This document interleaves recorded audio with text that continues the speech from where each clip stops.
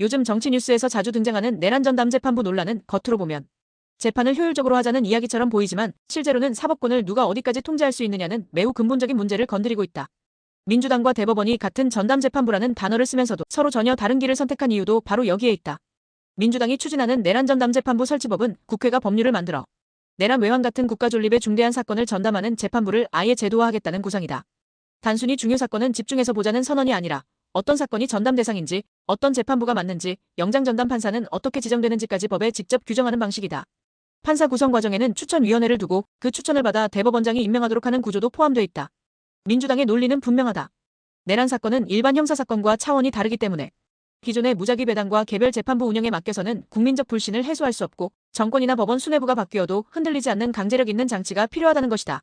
반면 대법원이 추진하는 방식은 겉모습은 전담이지만 뿌리는 기존 사법 시스템 안에 있다. 대법원은 내란과 같은 국가적 중요 사건에 대해 전담 재판부 운영 필요성 자체는 인정하면서도 그 근거를 법률이 아니라 법원 내부 예규와 규칙에 두겠다는 입장이다. 사건 배당은 헌법적 원칙으로 여겨지는 무작위 배당을 그대로 유지하고 배당받은 법원이 해당 사건의 중대성을 판단해 내부적으로 전담 재판부를 지정하는 방식이다. 외형상으로는 집중심리가 가능하지만 재판 구조를 국회가 정하는 일은 아니라는 선을 분명히 긋고 있다. 이 지점에서 두 접근의 차이가 분명해진다. 민주당은 입법을 통해 재판의 틀을 바꾸려 하고 대법원은 사법부가 스스로 재판 구조를 관리할 권한을 지켜야 한다고 본다. 그래서 민주당 법안을 두고 위헌 소지가 있다는 주장이 나오는 것이다. 헌법은 사법권을 사법부에 속한 고유 권한으로 규정하고 법관의 독립을 강하게 보호한다.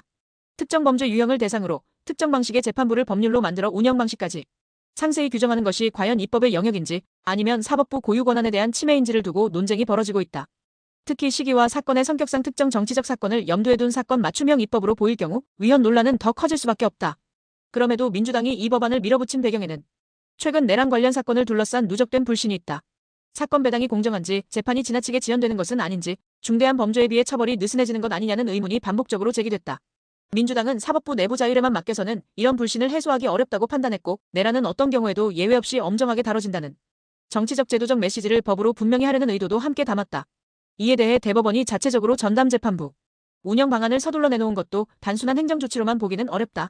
국회가 재판 구조를 법으로 규정하는 선례가 만들어질 경우 앞으로도 정치적 사안이 발생할 때마다 입법을 통해 재판 시스템을 바꾸려는 시도가 반복될 수 있다. 대법원 입장에서는 이는 사법부 독립의 근간을 흔들 수 있는 문제다. 그래서 필요성은 인정하지만 방식은 사법부가 결정한다는 메시지를 분명히 하며 입법의 필요성을 사전에 약화시키려는 전략적 선택이라는 해석도 나온다. 결국 이 논쟁은 내란 사건을 어떻게 처리할 것이냐는 실무적 문제를 넘어 정치 권력과 사법, 권력의 경계선을 어디까지 허용할 것인가라는 헌법적 질문으로 이어진다. 민주당은 국민적 불신과 책임성을 앞세워 입법 통제를 선택했고 대법원은 위헌 가능성과 권한 침해를 이유로 사법부 자유를 선택했다.